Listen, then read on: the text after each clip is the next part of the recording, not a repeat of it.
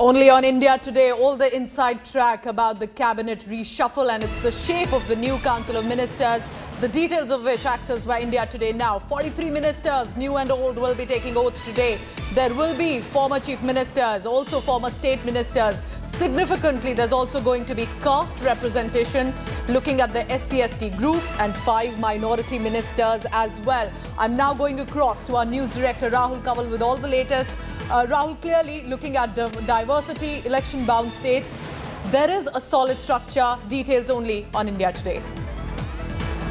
We've been able to scoop from highly placed sources in the Modi government the exact composition of what the new team Modi will look like, and the composition also gives a fair sense of the priorities of the Prime Minister in restructuring his team midway through his second term.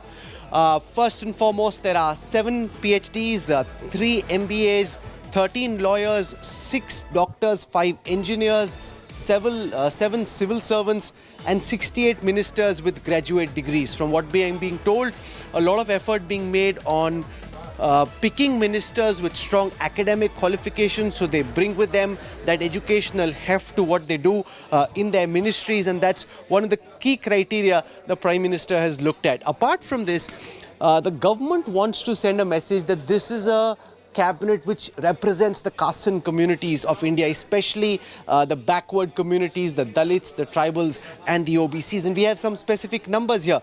There will be a total of 27 OBC ministers, and of these 27 OBC ministers, they are from 19 different backward caste communities, including the Yadavs, the Kurmis, the Jats, the Darjis, the Kolis and the Mukalligas.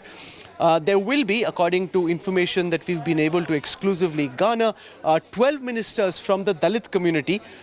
Each of these ministers comes from a different ST community. So it's not all of them from the same Dalit communities. These are from different SC communities, each of them.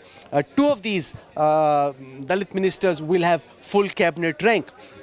Out of the OBC ministers, 5 will have full cabinet rank. There are 8 tribal ministers from 7 different ST communities.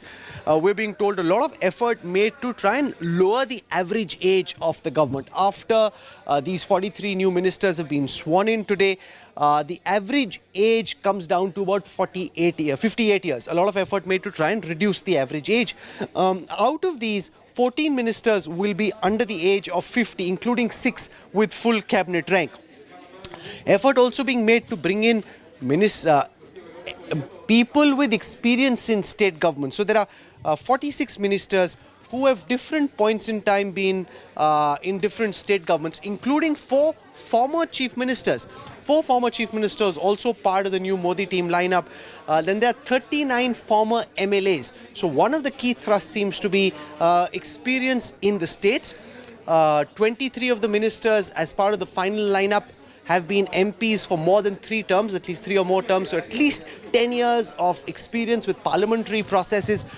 We know that the Prime Minister was very keen that the reshuffle be expedited ahead of the monsoon session of Parliament, which starts in the 3rd week of this month, so that at least 2 weeks are available for these new ministers to cut their teeth in the government files and get ready for the task at hand. Finally, there are 5 ministers from the Northeast. If you look at the total composition, 25 states and union territories will be represented, and amongst the bigger states, government sources telling India Today that an effort made to ensure that each of the communities, sub-regions also get adequate play, so that no one particular community feels that they've been left out. It's been one of the key factors determining the government's, the Prime Minister's decisions. Apart from that, we've already played out information of how several ministers who the Prime Minister felt were below power, who weren't pulling their weight, who weren't helping the government march at full steam, have been asked to put in their resignations, and they've been told कि आपके बारे में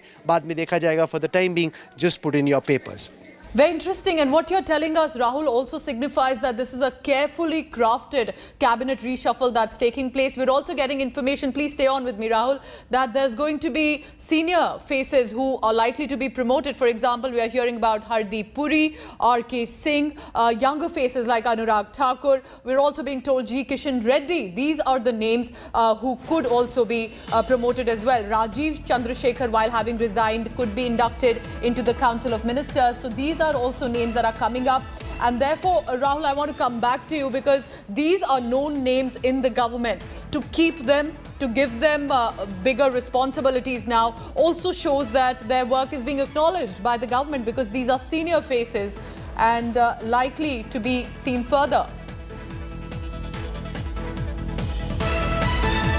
All right, so remember, these are big details that we are bringing to you only on India Today. I just want to take you again through the names that are coming up. Remember, these are source-based right now. All the inside track on India Today. Hardeep Singh Puri, R.K. Singh, known names, senior ministers who are likely to be promoted, but also Anurag Thakur, Minister of State for now, G. Kishan Reddy, Minister of State for now, likely to be given the cabinet rank. And Rajiv Chandrasekhar also could be inducted into the Council of Ministers. I'm heading into a very short break, but stay on because one by one these names are cropping up. Very interesting, very crucial day ahead at about 6 p.m. We have the oath ceremony coming up. Stay tuned.